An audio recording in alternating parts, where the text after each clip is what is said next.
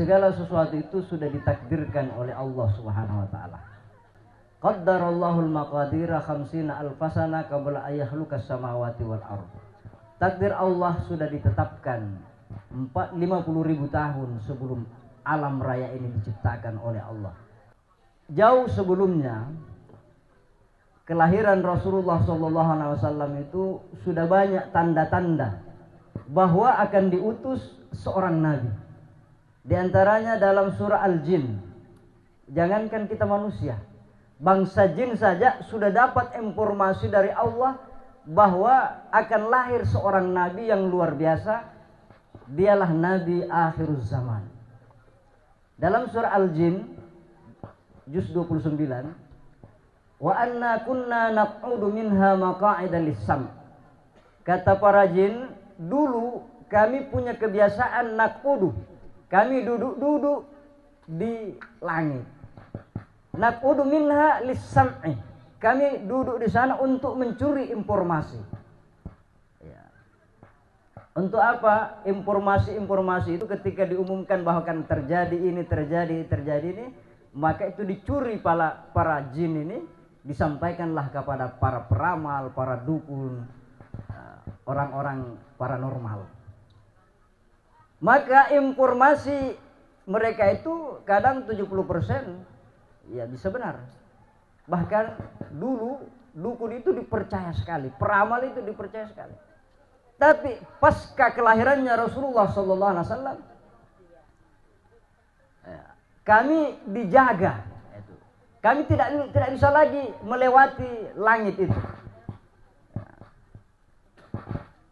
Faman yastami'il 'ana yajid lahu shihaban rasada. Siapa jin ini yang ingin mencuri informasi naik ke langit, yajid lahu shihaban rasada. Dia akan mendapatkan lemparan-lemparan bunga api, meteor-meteor atau bintang-bintang yang menjadi senjata para malaikat dan mengusir jin-jin yang ingin menembus langitnya. Wa anna la nadri asyarrun urida biman fil ardi am arada bihim rabbuhum rasyada. Maka mulai saat itu kata bangsa jin, kami tidak bisa lagi memprediksi asyarrun urida biman fil ardi, apakah keburukan akan terjadi pada tahun ini, apakah suatu kebaikan akan terjadi pada tahun berikutnya. Jadi jangan percaya dengan ramalan, jangan percaya lagi dengan para dukun, paranormal. Kenapa? Itu informasi yang dia terima bukan A1, sudah tidak valid lagi. Maka para jin ini mencari informasi, ada apa sebelumnya, tidak pernah seperti ini.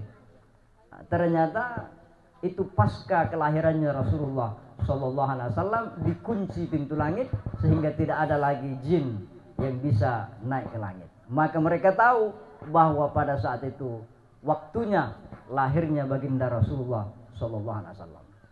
Yang kedua, dalam Al-Quran kelahiran Rasulullah SAW itu bukan hanya dinantikan oleh kita akhir zaman. Itu adalah doanya Nabi Ibrahim alaihissalam. Nabi Ibrahim dia dari Babilonia pindah ke Palestina, dari Palestina dia bawa anak istrinya Siti Hajar dan Ismail untuk membangun Ka'bah. Setelah selesai tugasnya, Nabi Ibrahim berdoa, dan itulah mukjizatnya Al-Quran dan mukjizatnya Nabi Ibrahim dengan dikabulkannya doanya. Apa doanya? Rabbana wa ba'ats fihim rasulam minhum yatslu alaihim ayatika wa yu'allimuhumul kitaba wa yuzakkihim innaka antal azizul hakim. Setelah selesai membangun Ka'bah, Nabi Ibrahim berdoa, Rabbana wa ba'ats fihim, ya Allah, utus di antara mereka rasulam minhum, seorang rasul yang diutus dari bangsa mereka sendiri, dari jenis mereka sendiri. Yatlu alaihim ayatika, yang membacakan ayat-ayatmu, wa yuzakkihim, ini terutama membersihkan jiwa mereka dari sifat-sifat jahiliyah, sifat-sifat kebinatangan dan seterusnya. Innaka antal azizul hakim. Jadi adanya baginda Rasulullah termasuk terkabulnya doanya Nabi Ibrahim alaihissalam. Jamaah sekalian yang sama berbahagia.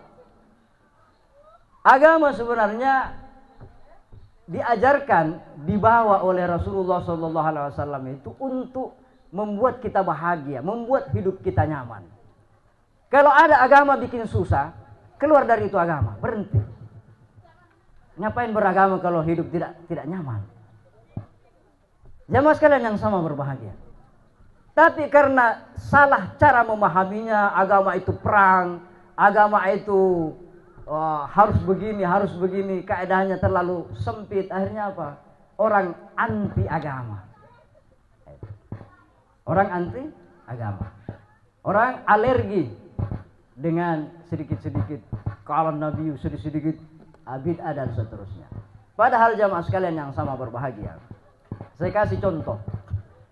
Bahwa sebelum datangnya Islam di Sulawesi Selatan, Sulbar, umumnya kita di Indonesia, sudah ada agama yang berkembang. Ada agama Buddha, ada agama Hindu. Kita aslinya Sulawesi Selatan itu agama Tolotang. Mereka sudah punya agama, raja-rajanya. Mau Raja Goa, Raja Lu, Raja Bone, Raja Sopeng, Raja Mandar, bahkan Raja-Raja Mamuju. Mereka sudah punya agama. Kenapa mereka mau mengganti agamanya dengan agama Islam? Karena dia yakin dengan agama Islam hidup saya lebih bahagia, hidup saya lebih nyaman. Tiba-tiba kita bertemu dengan ustaz, dengan kiai yang bikin susah. Ya, udah malah tenten-tenten. Ya mana rasa tahu lah. Musik haram, padahal hari-hari kita naik mobil dengar musik, buka HP kita dengar musik, tiba-tiba musik haram. Bagi ente kan gitu. Jangan sekalian yang sama berbahagia, hidup ini susah. Tiba-tiba riba haram, semuanya haram. Padahal uang kertas itu sudah aslinya riba. Anda transfer, Anda menggunakan fasilitas riba. Dan mau si mata itu mempersoalkan, Pak, udah umpahan sisi dah. Hidup repot. Kalau kita tidak bisa transfer, kita tidak bisa pegang uang rupiah, yang uang kertas itu, ya kita mau pakai apa? Jadi dia ngomong seenaknya saja, riba. Lebih besar dosanya daripada berzina dengan ibumu. Bayangkan itu. Orang takut. Tapi tetap juga dia. Ya kan banyak teman-teman kita yang riba tapi dia juga PNS. Terima uang dari BRI kan begitu. Ya, di kantongnya tidak pernah lepas dompetnya dengan ATM. Jamaah sekalian yang sama, ini cara memahami agama, menjelaskan agama. Cara pandangnya, hadisnya benar, tapi caranya memandang hadis itu yang salah. Jamaah sekalian yang sama berbahagia. Ada beberapa hikmah, ada 4 hikmah yang ingin saya sampaikan dari Syekh Ibnu Athaillah As-Sakandari. Bagaimana kita nyaman dalam beragama. Beliau berkata, "Man talaba 'iwadan an 'amalin tulibta biwujudis sidqi fihi wa yakfi al-muriba wijdanus salamati." Kalau engkau menuntut balasan daripada ibadahmu, saya sholat dapat apa, saya zakat dapat apa, saya haji dapat apa. Kalau itu yang kau cari, maka Allah akan menuntutmu dengan kesempurnaan ibadahmu. Ada orang bisa sempurna beribadah? Tidak ada. Mulai takbir sampai salam kita ingat Allah terus? Tidak bisa. Hari ini kita ikhlas, besok karena kita tidak senang dengan panitia, akhirnya keikhlasannya berkurang. Tidak ada orang bisa beribadah dengan sempurna. Maka jamaah sekalian yang sama berbahagia, apa kata Syekh Ibnu Athaillah? Yakfikas salamatu. Cukuplah engkau selamat, merasa bahagia, merasa nyaman dengan ibadah itu sudah cukup. Dalam ibadah tidak ada yang mampu sempurna. Kemudian hikmah yang kedua. Ini penting bagi kita. Ma sahibaka illa man sahibaka wa huwa bi'aibika alimun. Tidak ada orang yang betul-betul menjadi sahabat sejati ya, ketika dia masih berteman dengan kita padahal dia tahu aib dan kekurangan kita. Kan banyak orang, Pak, menyesal Kak berteman dengan itu. Begini pale menyesal Kak Sahabat sejati adalah sahibaka wa huwa bi'aibika alimun. Orang yang sudah tahu kekuranganmu. Kalau Anda mau tahu kekurangannya orang, pergilah dalam suatu perjalanan. Kau pasti tahu karakternya itu orang. Ay, pacai yang palakang. Ay, patin dua palakang. Ay, sekek pale ay. Jamaah sekalian yang sama berbahagia. Sahabat sejati adalah orang yang selalu bersamamu meskipun aibmu sudah dia ketahui. Siapa yang begitu? Tidak ada kecuali Allah. Tidak ada kecuali Rasulullah. Dialah yang mengetahui kekuranganmu, tapi dia tetap maafkan kamu. Rasulullah, meskipun nanti Anda sudah di dalam neraka, umatnya sudah disiksa dengan siksa yang luar biasa, disampaikan, wahai Muhammad, masih ada umatmu di bawah. Sudah gosong dia. Coba aku pergi cari. Rasulullah masih menyayanginya. Padahal dia tahu ini pendosa ahli maksiat. Jauh dari Allah. Tetapi cintanya Rasulullah tidak berubah. Yang ketiga jamaah sekalian yang sama berbahagia. Lau annaka la tasilu ilaihi illa ba'da banani wasawika. Wa mahwi da'awika lam tasil ilaihi abada. Kalau ada pemahaman yang mengatakan tidak bisa sampai kepada Allah kecuali bersih daripada dosa, tidak akan bisa sampai kepada Allah sebelum dia membenci dunia, maka itu pemahaman yang salah. Tidak ada orang yang bisa suci dari dosa. Perjalanan hidup manusia itu dimulai dari Nabi Adam. Skenario Nabi Adam, dia bersalah dan diusir dari surga. Bagaimana Anda mau terbebas dari salah? Nabi Adam skenarionya dia harus bersalah dulu baru diusir dari surga. Padahal sebelumnya kan Allah sudah katakan, wa idz qala rabbuka lil malaikati inni ja'ilun fil ardi khalifah. Nabi Adam belum diciptakan, tapi Allah sudah umumkan saya mau jadikan khalifah. Kenapa tidak langsung saja ke dunia? Kenapa mesti tinggal dulu di surga, bersalah dulu? Itulah skenario bahwa tidak ada orang yang bisa lepas dari dosa.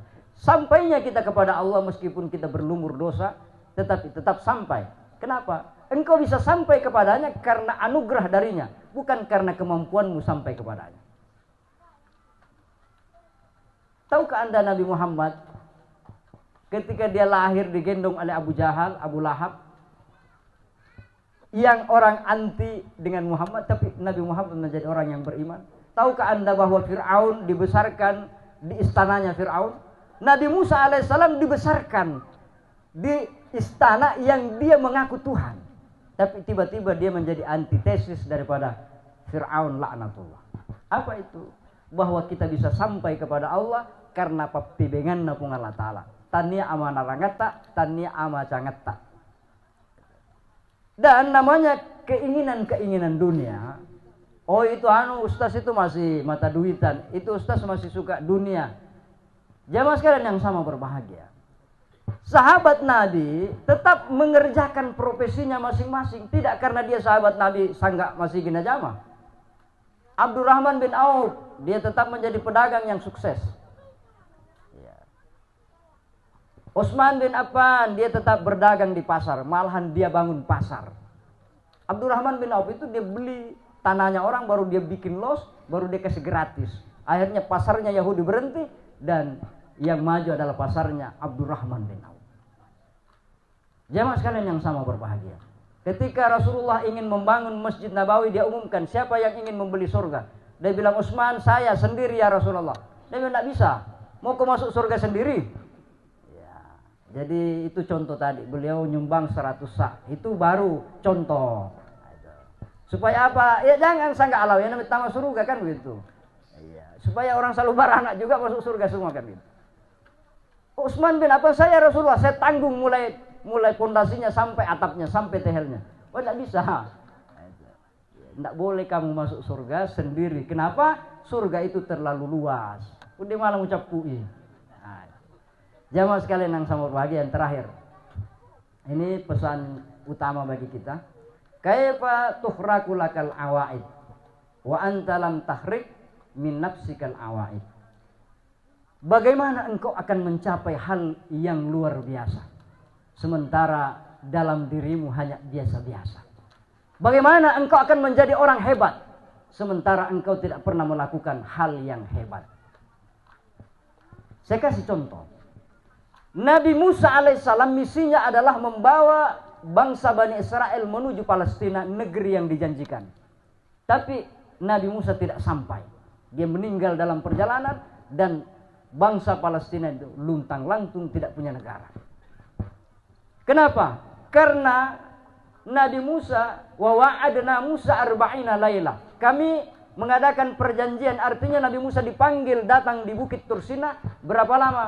Hanya arba'ina laila, hanya 40 malam Nabi Musa bertahanus.